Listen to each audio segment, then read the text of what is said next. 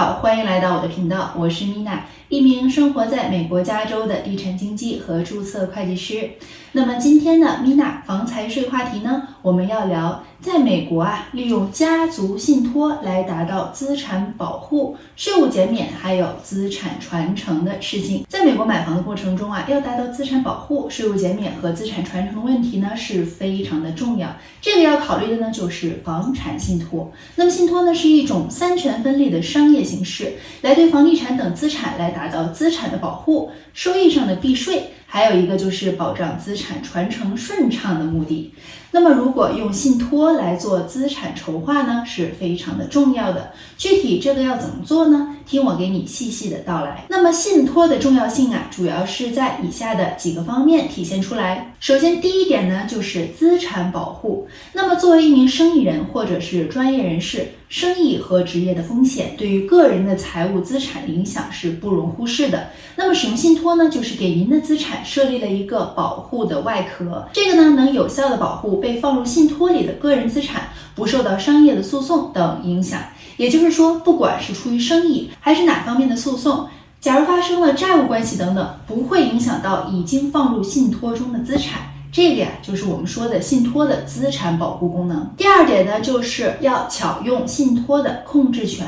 那么信托的控制人叫做 trustee， 也就是说信托管理人也称作为控制人。那么信托管制人呢，可以说是个人，也可以说是公司。信托的整个运作和分配是由信托管理控制人来控制的，所以呢，只要把控制人更换，就可以达到传承的目的。同时呢，用公司持有的信托持有房产，可以最大程度的保护投资人和房产持有人的隐私。这个许多名人和高资产净值人士呢，都会采取这个方法来保护自己的隐私和资产。第三点呢，就是税务减免。这个要合理避税。那么使用信托呢，可以达到税务减免和避税的效果。产权名字的不同，产生的税务问题也会不同。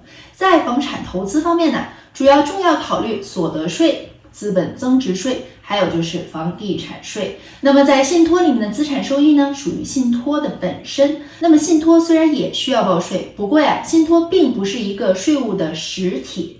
信托里的收益呢，只是暂时的存放，最终当被分配给信托受益人的时候，当受益人从信托里面获取收入之后，再加上受益人的其他收入，这些呢需要加在一块儿，按照个人所得税的方式来计算，然后呢，到时候再根据具体情况，由受益人进行合理的税务抵税、避税后再合理申报。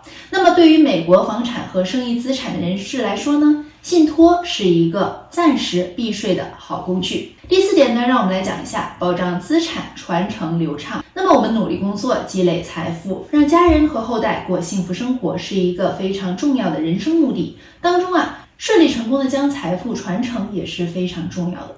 房产投资呢，以集聚房产的投资组合，利用财富，所以将来房产的传承能够在传承过程中不引起额外的税务问题和其他成本，是一个需要考虑的问题。那么由信托来承载房产，将来呢，不管出现任何情况都不会影响到信托里的资产。那么根据委托人的意愿来利用信托的形式，流畅的传承到下一代，这样呢就达到了信托的目的所在。那么买在家庭信托下面的资产所有权呢，是归于家庭信托本身的，里面的资产呢不归结于任何个人。信托呢并不是一个商业的实体，不是法律意义上的生意实体，不会受到任何的法律诉讼。那么因此呢，信托里的资产会得到完美的保护，个人受到的诉讼不会被追溯到信托里面。那么如果你给子女的房子在家庭的信托里，不管是作为专业人士，还是遇到诉讼、婚姻问题、债务纠纷等等，那么信托里的房产财产都不会因此被分走。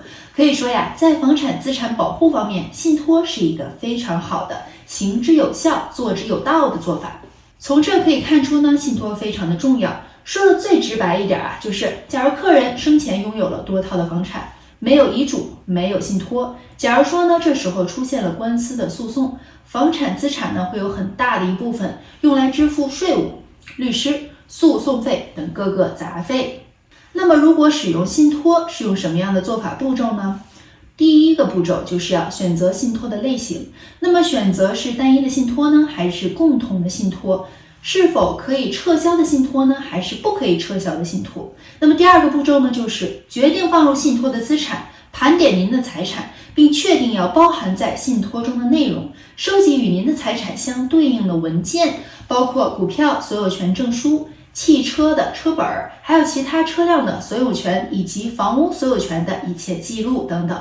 好，第三个步骤呢，就是要选择你的受托人和受益人，因为有时候会涉及未成年子女，所以要选择受托人管理信托中的资产，将自己呢命名为受托人的话，以确保任命下一个继承受托人，在无法在监督信托事务时接任。这个选择受益人，受益人呢就是在信托中继承财产的那个人。那么受托人或继任人，受托人负责确保按照信托的规定，将资产顺利的分配给受益人，这就是他们之间的关系。第四个步骤呢，我们就要起草一份叫做信任的法律文件。第五个步骤呢，就是由加州持有的公证人在场监督的情况下签署信托。第六个步骤呢，就是将您的财产和房产转移到成立的信托之中。这个时候呢，需要正确的法律文书工作，将资产放入信托这个里面。信托呢，我们刚刚提到是这个文件，那么这个就是所谓的信托注资，这个是一个非常重要的步骤。不做这一步呢，当信托转交给继承人时，信托将会为空。那么有关于房产相关的问题具体呢，欢迎大家随时联系我咨询。好了，以上呢就是今天的视频。如果你喜欢这个视频，记得给我点个赞、订阅、转发加评论哦。我是妮娜，我们下期视频再见，拜拜。